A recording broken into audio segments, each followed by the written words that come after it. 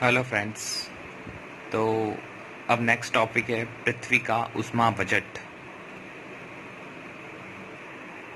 इससे related question सीधा ही आता है जो 6 मार्कर पर बेस्ड है अधिकतर। पृथ्वी का ऊष्मा बजट समझाइए। सो फ्रेंड स्टार्ट करते हैं। पृथ्वी सौर मंडल का एकमात्र ग्रह है जहां प्राणदायिनी गैस ऑक्सीजन एवं पानी पाया जाता है। सौर विकिरण पृथ्वी की ऊर्जा का सर्वप्रमुख स्रोत है। यानी कि पृथ्वी सूर्य की तरंगों से ऊष्मा प्राप्त करती है, ऊर्जा प्राप्त करती है। पृथ्वी सौर विकिरण से प्राप्त ऊष्मा का न तो संचय करती है, न ही ह्रास करती है, बल्कि यह तापमान को स्थिर बनाकर जीवमंडल के विकास का आधार तैयार करती है, जिससे कि पृथ्वी पर रहने वाले समस्त जीव जंतु न अधिक ऊष्मा का अनुभव करें न ठंड का, उनके जीवन का आधार बना रहे।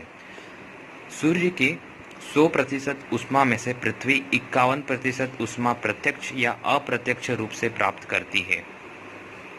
यही पृथ्वी का वास्तविक ऊष्मा बजट है।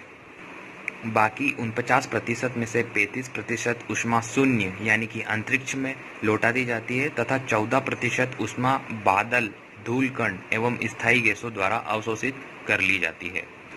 फ्रेंड्स, जैसे कि सूर्य की 100% ऊष्मा में से पृथ्वी केवल 51% ऊष्मा प्राप्त करती है और 35% बची शेष 49% में से 35% शून्य में लौटा दी जाती है एवं 14% वायुमंडल द्वारा, वायुमंडल में धूल कण, स्थायी गैसें, बादल इन्हें अवशोषित कर लेते हैं। जैसे कि मैंने यहाँ पर बताया, 35% शून्य में लौटा दी जाती है, 14% बादल, धूल कण एवं स्थायी गैसों द्वारा अवशोषित कर ली जाती है। शेष 51% ऊष्मा में से 23% धरातल से दीर्घ तरंगों के रूप में विकिरण हो जाता है, जिसका 17% सीधे शून्य अंतरिक्ष में तथा 6% विकिरण वायुमंडल को गर्म करता है। गाइस, पृथ्वी के पास अब केवल 51% ऊष्मा बची है, जिसमें से 23% धरातल से दीर्घ तरंगों के रूप में निकल जाता है। 23 में से 17% सीधे शून्य अंतरिक्ष में मिल जाती है ऊष्मा और 6% ऊष्मा वायुमंडल को गर्म करती है। शेष 9% ऊष्मा विक्षोभ एवं संवहन में खर्च हो जाती है। गाइस, ये ऊष्मा विक्षोभ एवं संवहन में 9% ऊष्मा व्यय हो जाती है। अब बची 19% ऊष्मा जल के वाष्पीकरण में खर्च हो जाती है। गाइस, ये 19% वाष्पीकरण में खर्च हो जाती है वायुमंडल में। गाइस, 51% ऊष्मा में से ये 9% वायुमंडल में खर्च हो गई, वाष्पीकरण में खर्च हो गई, 23% दीर्घ तरंगों के रूप में खर्च हो गई। ये कुल मिलाकर 51% ऊष्मा बजट है।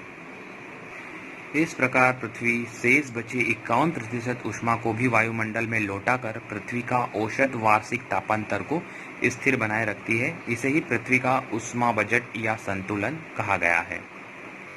गाइस, ऊष्मा बजट समझाने में थोड़ा बड़ा हो गया है, लेकिन ये 6 मार्कर के अकॉर्डिंग ही मैंने लिखा है।